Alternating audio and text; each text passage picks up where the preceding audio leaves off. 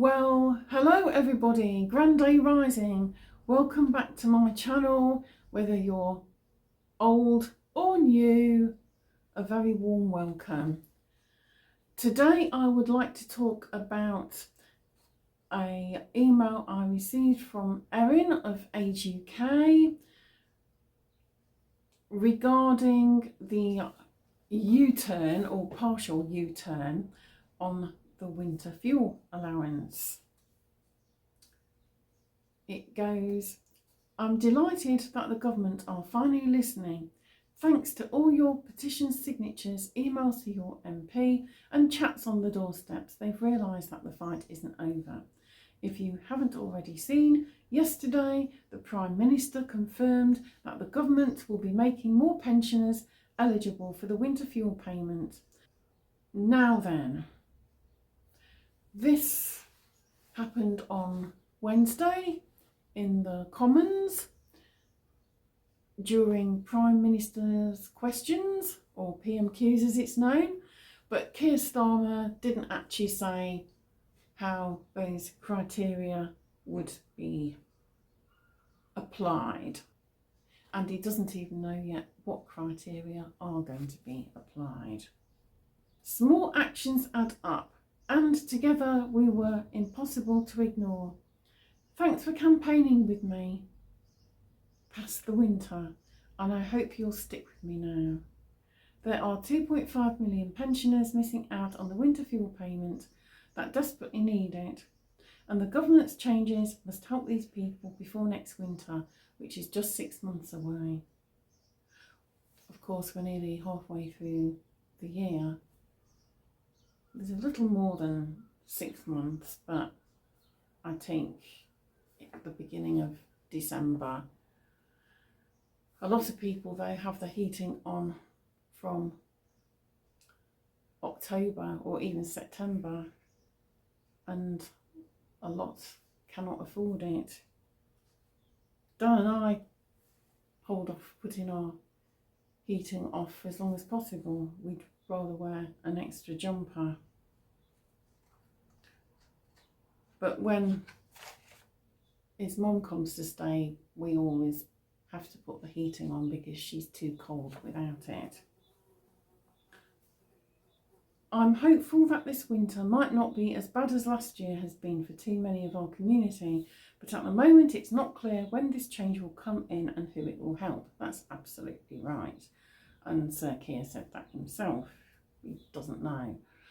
He just suddenly decided it was a good turn to make some kind of a U-turn, thanks to people complaining. But if we hadn't written to our MPs and complained, would anything have happened at all? We need to see more detail before we can judge how good this announcement is for struggling pensioners, but it's a step in the right direction for now. I'll be working with my colleagues to make sure that the government make changes in the best way possible for struggling pensioners. We're ready to help and to advise ministers, drawing on what we've heard from you and on our own analysis of what would make the most difference. Thank you so much for everything you've done to help this campaign already. I'm excited to carry on working to help struggling older people. We cannot and we must not go through this all over again next winter. Best wishes, Erin. Now, I will also read out the statement that was published in full. Age UK's initial response to the Prime Minister's comments on winter fuel payments in PMQs. Caroline Abrahams, Charity Director at Age UK, said, "We welcome the PM's comments and his commitment to change, but of course the devil is always in the detail, and we postpone judgment until we hear more.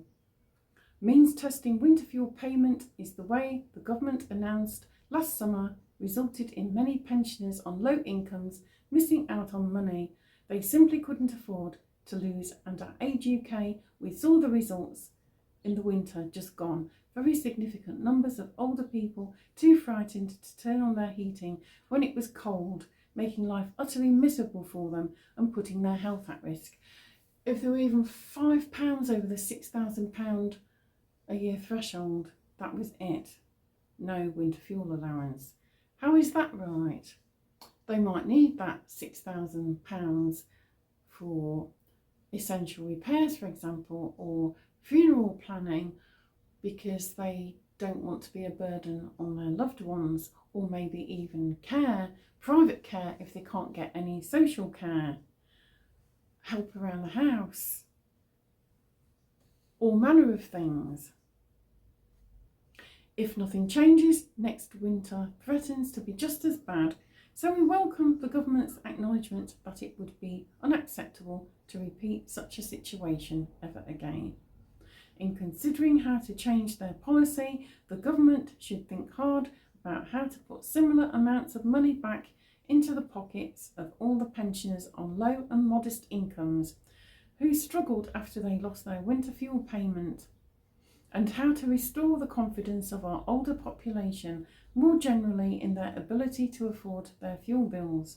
We said last autumn that we were especially worried about the welfare of older people entitled to pension credit but not claiming it, those whose incomes were meagre but that took them just above the line, and others who are seriously unwell and whose heating bills are exceptionally high because they cannot allow themselves to get cold. Some 2.5 million older people we estimate in all. We will judge the success of any new policy proposals the government brings forward by the extent to which they help vulnerable older people and those on low and modest incomes to be able to heat their homes adequately next winter. A social tariff for energy may be a big part of the longer term answer, but in the short term, the government must act quickly to support pensioners next winter, which may feel a long way off, but is really only 6 months away. As always, Age UK stands ready to help and to advise ministers, drawing on what we hear from older people and from our community-based local Age UKs, and on our own analysis of what would make the most difference. And that was published on the 21st of May 2025, which was on Wednesday at noon, following PMQs. Now, the following day, I received an email from my MP, Kelsurprise, Polly Billington, Labour MP for East Thanet. I had, of course, contacted her through Age UK. It reads, update on changes to the winter fuel payment from Polly Billington MP, case reference PB335. Dear Catherine again, as someone who has written to me before to express your concern about changes to the winter fuel payment, I am writing to you to share an update on this issue.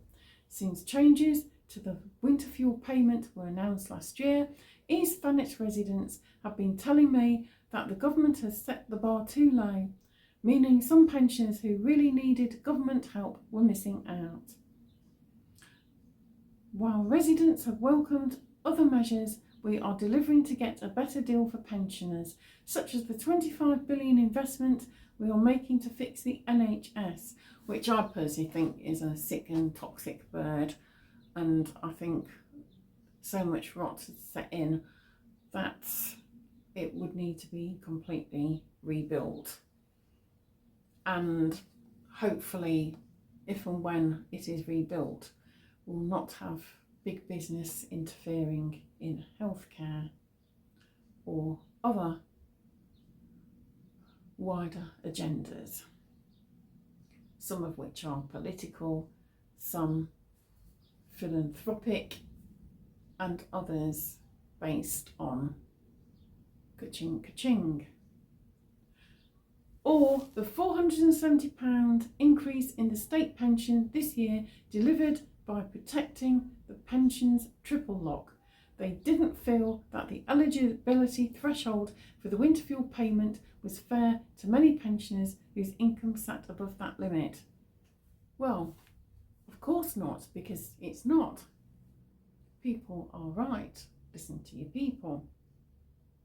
Since then, I've made the views of constituents clear to ministers, so I'm pleased that the Prime Minister has listened and has now announced that the government will be rethinking this policy.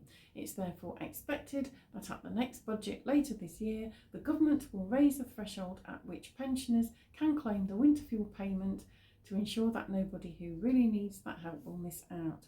Labour was elected on a platform of change. Well, one could argue that a lot of the changes haven't been for the better.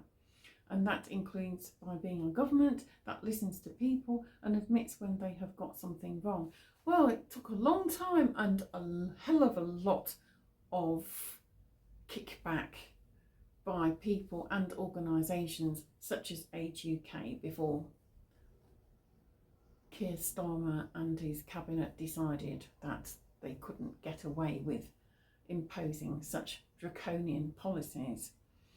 I hope that this decision reassures you that we remain committed to getting a better deal for pensioners across the country.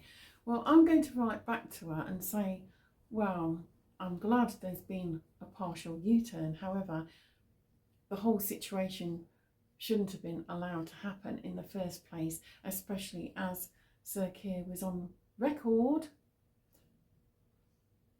before he got in last year saying that it would be a travesty to leave people out in the cold, especially the elderly. While I do not know where the new limit will be set, I will continue to engage with my colleagues in government to ensure the new threshold means that all pensioners who are struggling will be able to receive the winter fuel payment. I will make sure to write back to you to share further updates when I receive them. It's a little bit hypocritical as well, because Polly Billington last year wrote to me, and I must say I put the email down in disgust.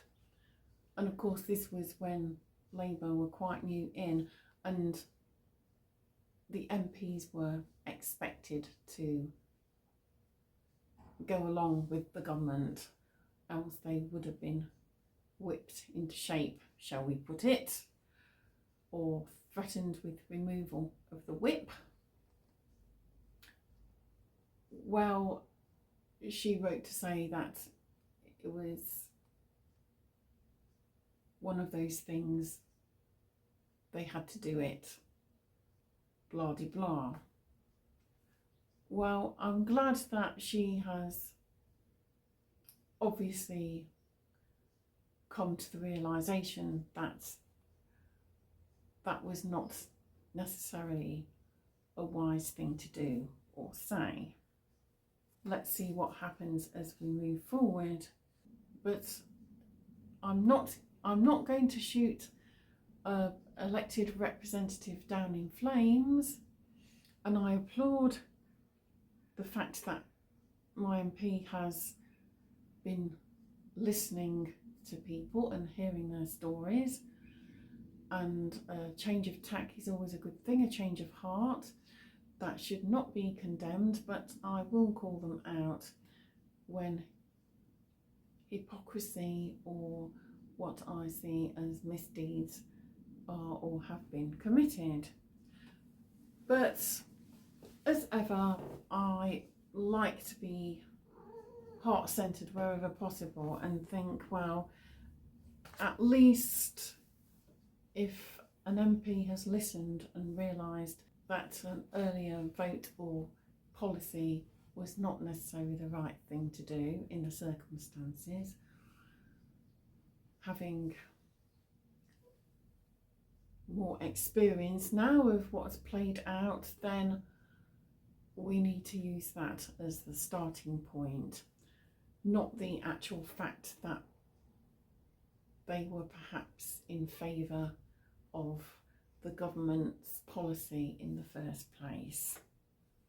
And finally, ensuring everyone has a warm, safe home to live in continues to be one of my highest priorities as the MP for East Thanet. That's why I recently launched my campaign for an energy social tariff. Now, this is what Age UK have just been talking about, to force energy companies to give a discount on their bills to the most vulnerable households. So at least my MP is actually doing something and has actually launched a campaign. She says you can read more about my campaign by clicking here. And indeed I shall. Thank you once again for writing to me about this important issue. If there are any other issues you would like to raise with me, please don't hesitate to get back in touch. Best wishes, Polly Billington. So you see, I have quite a good dialogue with my MP, and this is what we need to be doing. It's all very well criticising somebody for what they've done. We all do things at times that are daft and maybe not the best idea or the right solution. But there's a certain amount of humility there in the fact that she has launched a campaign. So we'll take a look at that as well. And if there's anything else to impart, I will of course let you know, and or I may attach something to this video. That's all for now. So if you enjoyed this video, please give it a like, please comment. What do you think about the response from my MP for East Thanet and the press release by Age UK and the steps that are being taken? Is it enough, or have they still not gone far enough? What do you feel might be the outcome of this going forward over the next few months? I would be interested to hear your comments. Please share this video as far and wide as you please. Please subscribe if you haven't already done so. Please also check out my Rumble channel if you haven't already done so. Occasionally there are videos on there that aren't on here. Thanks ever so much for watching. I really appreciate it. I appreciate each and every one of you. And take care and bye for now.